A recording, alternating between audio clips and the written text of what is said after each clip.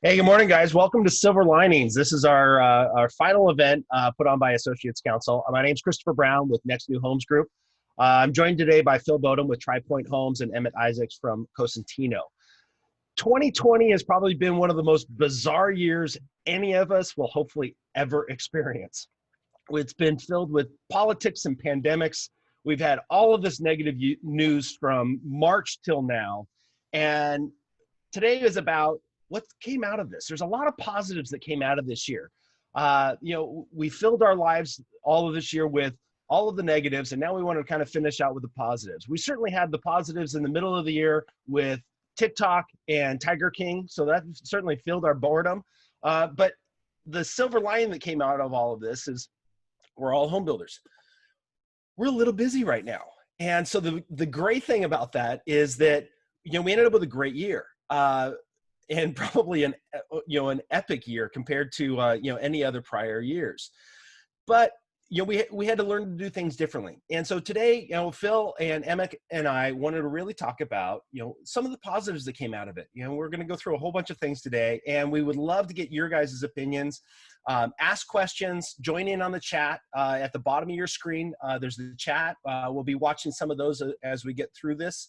I wanted to take a quick second to thank our sponsors: America First Financial, Chase Mortgage Banking, Cosentino, Next New Homes Group, Rick Engineering, Wood Rogers, and Zurier. Thank you guys for sponsoring this. This is how we get to do these things. This is a very quick format today, so we've got a lot of topics. This will be very free flow because we've only got 30 minutes. So with that, I will join us with our co-speakers today, Phil and Emmett. And I want to start out with, we've had such a busy year. What have you guys learned, effectively working from home? How has that been working? How have you changed in your business operations based on all of this that has worked out for the positive? Good morning, everyone. I'm Phil Bodum with Tri Point Homes, and I'll jump in on that one there a little bit, Christopher. Yeah. Right away when the pandemic hit, obviously there was a mad scramble for businesses, home building and outside of our industry, to figure out how to survive. And I think first and foremost, the fact that our industry was deemed essential and the fact that we were able to continue to work, granted under a lot of different new protocols and rules and regulations, but just the fact that we were able to come to work every day and we could continue on our job sites was huge. I can't even begin to imagine if you were in the restaurant industry and one day you can go to work and then the next day you can't, and then you can only serve outdoor on a patio when it's 40 degrees at night. So first and foremost, I think we're very fortunate in that regard. In terms of working from home, all of our employees work from home for about 1 week, and then people wanted to come back to work. You had to set your offices up differently to make sure you had safety protocols and distancing and all the things that you needed to do to keep your employees healthy and safe.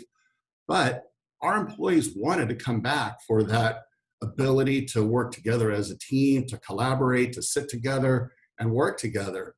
But on the flip side, employers finally have figured out that we can trust our employees to work from home, that they can be productive. And I think that's had a lot of positive spillovers in a lot of different ways. Bay Area employees can now buy a home here in the Sacramento market, and maybe they go back to their office in the Bay Area, once every other week or once a month or whatever, and now they're working from home. So I think on both sides of that coin, it's worked out really well for us. Yeah, I agree. Emmett, what about you guys? Well, I echo a lot of Phil's thoughts there. We as a supplier, a distributor, and a manufacturer, Cosentino was able to keep their factory open all the way through this pandemic, with the exception of 4 days. So it's quite of an accomplishment. So we didn't slow down. We did, however, initially work from home, especially my sales staff. The operations end did not, because we had deliveries to make and make sure that everyone got their materials on time. And we've been really fortunate with that. We haven't had a material shortage. We've been able to supply all of our customers materials they need. So we're fortunate that way. I believe, Phil said you learn to trust your employees to to work at home and to accomplish and to succeed by working at home. I think that came across big time with us. We do a lot of things with CRMs, and we were able to update and clean out all those systems to become more efficient. We also had weekly meetings virtually. I think we've all spent more virtual time this year than probably we ever will, but we're not going to go backwards. I think we'll continue to use the virtual aspect of their business. The virtual tours are big with us since we have natural stone to view, other types of materials, and we've used that. We set up an online appointment tab, and that's been very useful. We shut down our showroom initially, and then we opened it back up in tiers, and we opened up back up for appointments initially, and that worked out pretty well. Now we're open, and we just follow the proper protocol. Emmett, that's a good point. And I want to get into it with Phil in a little bit here. We were talking about virtual tours, and this pushed all of us as an industry to really push virtual tours, for the home building side, Matterport tours and all of that. What have you guys done on the supply side? How are you using virtual tours on the supply side? What's been kind of the format, and how's that been working? Well, it's everything from a fabricator customers to our distributors that we sell to the end users. So the end user, of course, wants to see the patterns and stone, the flow, and they want to do it in a safe manner. So we can either, shoot them photos, or they can do a live tour versus, with FaceTime, Zoom, Teams, whatever venue they choose. So that's been really effective in picking up not only the people that want to be safe and stay at home, but also our long distance customers. They've found it very helpful, so they don't have to travel so far. Yeah, that's really been interesting. We've been working on virtual tours and Matterports and all of this stuff for so long.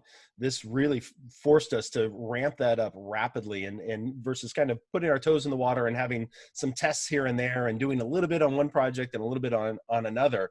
This really just pushed everything so far forward and so fast that the consumer, we were always concerned that the consumer wasn't going to come all the way through and buying a house virtually or being able to select their products virtually. And now this, not only forced the consumer that way, but the consumer found that it's okay. And I can do it this way.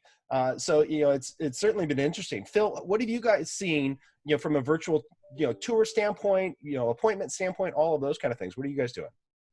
Yeah, again, when COVID-19 really affected us and changed our world in early March, I think a lot of home builders were scrambling, especially on the sales side, to figure out how we could stay in business in a safe and healthy environment. And there's absolutely no question. Our industry was really slow. It's always been slow to change. And COVID forced it. You didn't have a choice. Either you figured out how to work in a virtual format, in a digital format, or you weren't selling homes at all. And, so whether it be, your internet sales specialist for home builders has become one of the most important positions that we have. And the collateral that we use has definitely leaned a lot more towards the virtual format. And, I'm thinking now as we're talking, you can now go online with some home builders and actually reserve a home online. You don't even have to go to a sales office. That didn't exist in February of this year. And so I think the home builders that have really gotten creative and figured out ways to stay connected with their customers 24/7 in a virtual format are the ones that are kind of leading us in that sales environment. And the nice thing about that, in my opinion, is regardless of where COVID goes over the next 6, 12 months, whatever it is, the changes that we have implemented because of COVID are here to stay, and they're for the better. I think it's going to make a better customer experience. And it really did push us to make those changes, but it's all for the benefit of the customer, and they're here to stay. And that's good to see for our industry. Yeah, you're Yeah, I so right. agree. I think the interesting piece that we've all seen, it forced us forward, and yeah, we are a tech averse industry, and it really forced all of us to move that forward. We've been using chatbots and a lot of this other stuff, kind of experimenting with it, and just never really had time to really develop it into something more significant. And this really forced us into, we created an AI chatbot that basically had full interaction with the customer. We experimented with one of our communities back in March and April, and it was so funny. We had, by the time that consumer got to the salesperson, the physical salesperson, they were like, "Hey, I want to meet Hannah. How do I, I've Right. been talking with her for the last couple of weeks." Yeah. And they had no clue that it was an AI that was that entire interaction. So being able to do that type of stuff, is just fascinating and pushing the consumer further along. And it helps our sales team because that consumer is so much further down the path by the time they actually have that human interaction. Yeah, I agree with that. And when you think about sales and the importance of sales, we just grand opened a new community in Rockland this past weekend, and it was all, previously grand openings were, you'd have some activities, you'd have some catering, and maybe a little bit of live music going on, and you'd have a couple hundred people come all weekend, and your sales advisors were overwhelmed with people in traffic, and they didn't know who was a looky-loo, who was a buyer, who wanted design ideas. Well, now the way we're doing it, and most builders are, it's almost, you're creating a VIP list and you've got by appointments. And when those people come out to your sales communities, they are real buyers. And now you have the sales teams out there have a much better idea of who real buyers are. They can give them, when they do come there, they can give them much more focused time and attention. And again, I just think it goes back to, we're giving our customers a much better experience all the way around in the new home sales environment. Yeah, the virtual thing's a big deal. I mean, we're an international company and we have factories in Spain and we have factories in Brazil. And with that virtual aspect, we're able to show material in both places. So in real time, and it's a big deal, and it makes our customers feel very special too, to be able to do that. So that's been a plus, and that won't go away. As Phil said, things are here to stay, and this is a new norm as far as the way we do business with the virtual aspect. Yeah, I think the interesting piece that's coming out of this too, we implemented a online scheduler that's tied into each of our salespeople's Google Calendar. And so the consumer can go on the website for the landing page for the community and pick a time that they want to go out.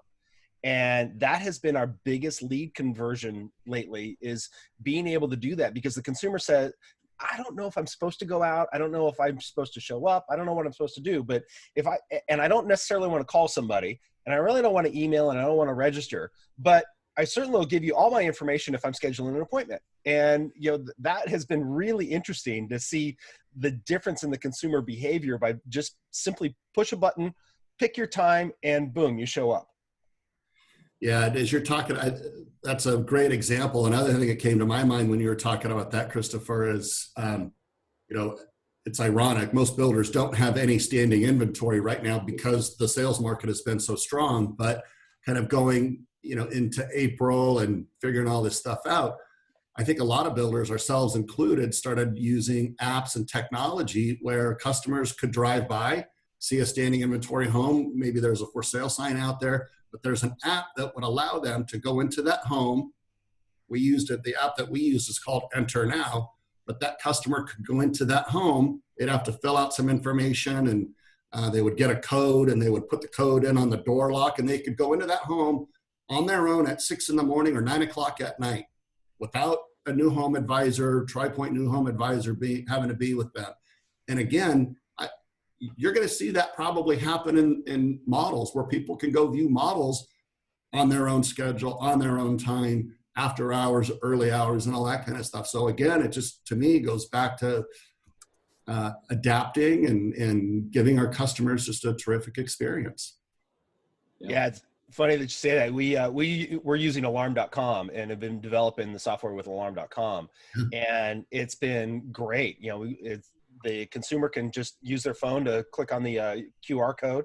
There's a QR code in front of the house, and then they can schedule. They've got to verify themselves, and they got to pay the dollar to verify their identity. And then they get a 30-minute access code, and then the house locks itself back up afterwards. And yeah, that's been really interesting. We've got one community that's kind of a little bit more remote, and we're finding that in the shutdown, it actually helped because we were only open by appointment. So our salesperson started meeting people on their time instead of forcing the consumer to meet on our time. And it was just, it was one of those simple things that we've done this forever, and we've always done it this way. And now it's funny that we go back and go, oh, it's okay to help you. I'm supposed to help you instead of you coming the other way. So It's been a fun conversation. Yep.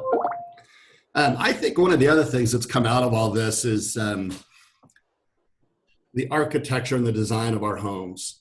How we use homes. One of the biggest things for me has been all of a sudden we look at how we use our home, how we live in our home in a much different way, to the point where maybe many people in older homes were like, wait a minute, this home doesn't work for me anymore. I need a new home. I think that's been one of the reasons why new home sales have been so strong.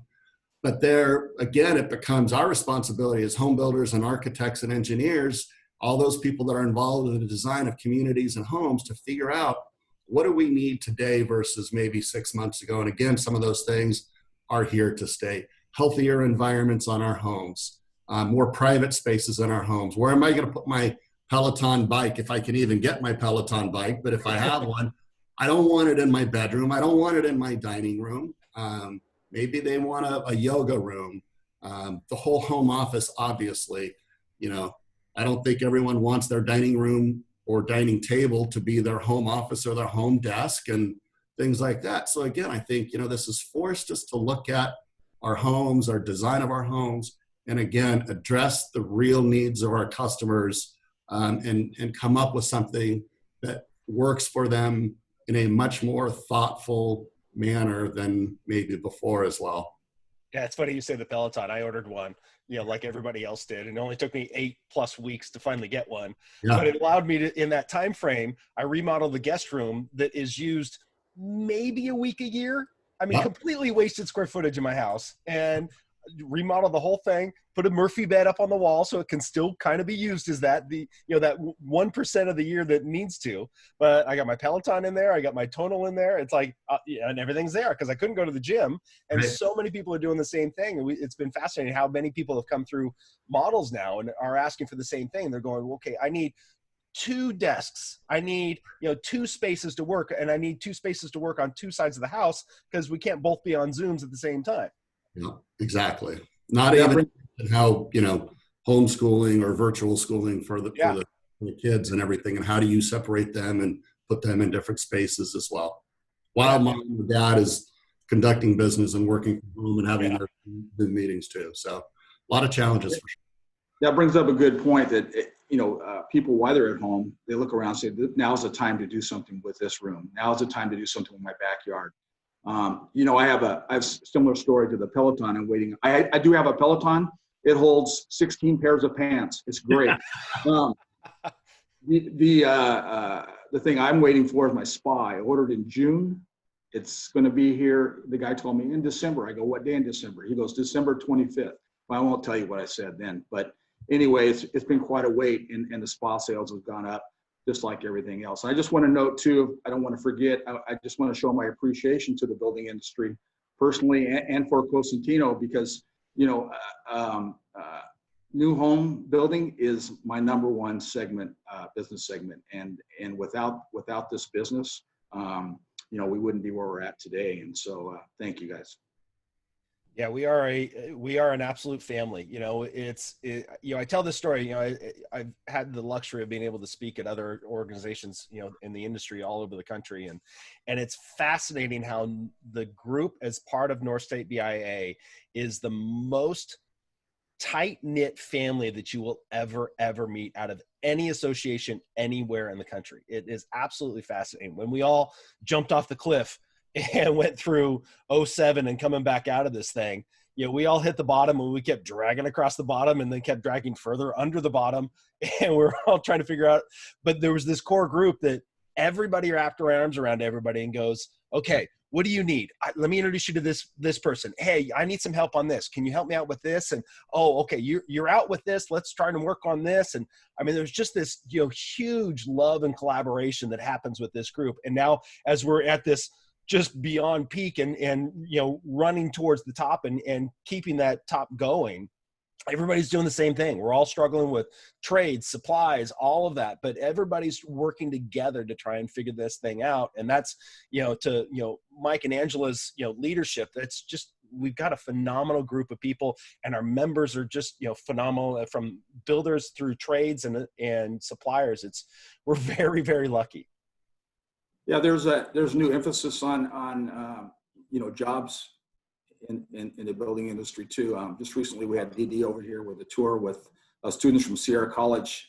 I believe there was 10 students there, and they were all enthusiastic about their future in the industry, whether it be electrician, or some kind of other trade. So we were really excited to see that. There was young people there. There was people that were have already been established and going through a second career, and it was very interesting. One thing I think Burke said, what do you see you thought you'd never see? This is, it's kind of off topic as far as business, but I was in Target the other day and I was shopping for masks, and there was another guy there, and I turned to him. Of course, we both had our mask on. I said, would you ever think you'd be sitting here looking at masks and what color and style would work best with your outfit? That would be something I would never think we'd be doing. So, it's funny about the mask. It's amazing. You're covering, that much of your face, but it's amazing how you go out in public and you go to a meeting or any of these things, and for the most part, you can recognize pretty much everybody just by seeing this much of somebody's face. And it's fascinating how much you really pick up on body mannerisms and all of that, and then just looking at somebody's eyes, and you can still go, oh yeah, I know you, kind of thing. It's really funny. So let's, we've got about 7 minutes left here. Let's kind of finish out with the positives on the personal side. What's happened differently in family and friends and that kind of stuff for you guys, as we've gone through this? For me, it's made me realize, when it first started, we all kind of were shocked and kind of didn't know what was going to happen. And so it really put into my mind, I needed to contact people I haven't contacted in a long time, just to say hi, pick up the phone. So I reached out to a lot of different people that I've known through the years that I haven't talked to in quite some time. And that was a positive thing for me. I got real comfortable with my pantry. I knew where everything was. And I also had intimate talks with my dog a lot more. But, I think it brought everybody closer as a community, as a whole. And I think that's here to stay, and that's a positive note. Phil, what about you? Yeah, kind of along the same lines. I think the connections that we have with people all of a sudden became more important, and it caused us or forced us to make those connections in a different way. Right off the bat, early in April, I remember my wife and I had Zoom cocktail parties with our friends down in Southern California. And the first one we did, there were probably 3 or 4 other couples. And at first, this is kind of weird. And 5 or 10 minutes into it, you forget that you're in a virtual format. And now all of a sudden there was a way that you could connect with friends that maybe you wouldn't be able to do that with. And you're sitting there and you're seeing them and you're talking about life and what's going on. And all of a sudden, hour and a half goes by, you're like, wow, doesn't even feel like it. Another example, in our neighborhood, we had some friends that we would get together with for dinner occasionally or a glass of wine. And instead of being able to do that, we would kind of do a doorbell ditch where we'd go over there and put a glass of wine or a cocktail on their front porch, ring the doorbell and go back. And it was just a way to share, and maybe you'd have a conversation, from the street or something like that. But again, just kind of creative ways to keep those personal connections in touch, I think, was one of the things for us. And And again, just kind of how you use your home and you live. And I think we became much better cooks and really a lot more comfortable in the kitchen. And, those times and how you live in your outdoor, your backyard, and your backyards became a lot more important in what you were doing in your backyard and dining and not entertaining necessarily, but enjoying it for yourself. That became your sanctuary and your place for enjoyment. So those are a couple of things that come to mind for me. Yeah, I was the same way. There's a group of 5 of us that from high school that are just best friends from high school, and we would get together early in the morning, and we'd have a 7 a.m. Zoom meeting and have coffee to kind of catch up. And 3 of us are here in town, and 2 are in other places in the world. And it was just kind of fun to, these are guys that I've known for 30 plus years, and it's just, but we don't always talk. And this just became this catalyst to get together again and do it in a different format. So it was really kind of neat.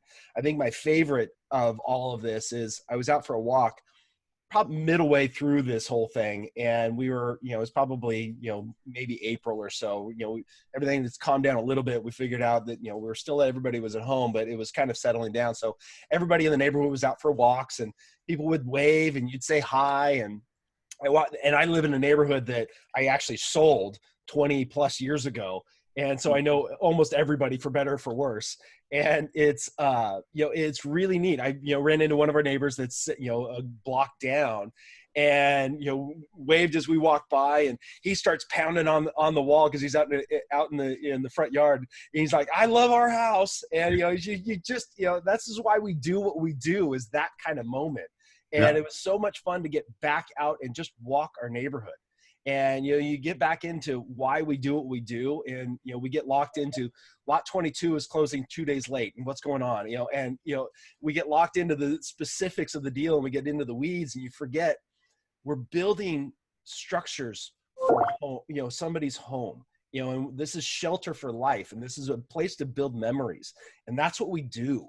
And it was so fun to walk around and see everything that we do in action, and the actual moments that are created. And I've been lucky that in my neighborhood, there's been ridiculously low turnover. There's almost everybody still original owners, which is really rare. So it was neat to see that evolution, and kids have grown up and gone on, and new kids are in, and, it's just really kind of neat. And it's like, it just brought home everything of what we do and why we do it. And everybody that's on this call and everybody that's in the industry is just, it's so critical that we get to continue to do that. Yeah, I think that's a great point. Again, the fact that building homes and how people use homes and the importance of home, whether it be for safety, whether it be for the memories that they're going to have, whether it be for the communities that we build, the neighborhoods and the relationships, and all that starts with home building and community development. And I think that has just become more important and maybe reinforced as we've gone through since March to where we are today. And as we talk about, we haven't really talked about the strength of the market and the strongest market we've been in 10, 15 years and all that stuff. And April was just terrible for home sales. And we're like, what are we going to do?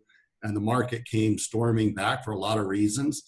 And I think that it's the strength of this market is going to be here for a while. I don't think this is going to change. No, I totally concur. I mean, interest rates are ridiculously low and projected to stay that way. And resale inventory is at all-time lows. And when a house does go on the market, multiple offers and maybe in a lot of cases over asking. And the bottom line is that our industry is in great shape, and 2021 is looking like it's going to be a continuation of where we are today. But I just think that we need to continue to be thoughtful about our business and making sure that we put the customer at the forefront of what we do. And it just couldn't be brighter in light of everything that we've gone through this year. That's for sure. Yeah, Phil, thanks for saying that. That's really awesome. Emmett, final words as we kind of wrap up here. Well, one thing, I like to keep in the back of my mind is not take anything for granted. We're really thankful for what we have. And I think we just need to be kind to one another and carry on. And again, my appreciation to everybody out there. And if we keep hanging in there. Things will continue to be good. Yeah, Phil, Emmett, thanks for coming in today. This was awesome. Thank you, everybody, for attending today. Hopefully you got something out of it. Be kind to one another. Enjoy. Let's keep driving forward and having fun. Smile every once in a while.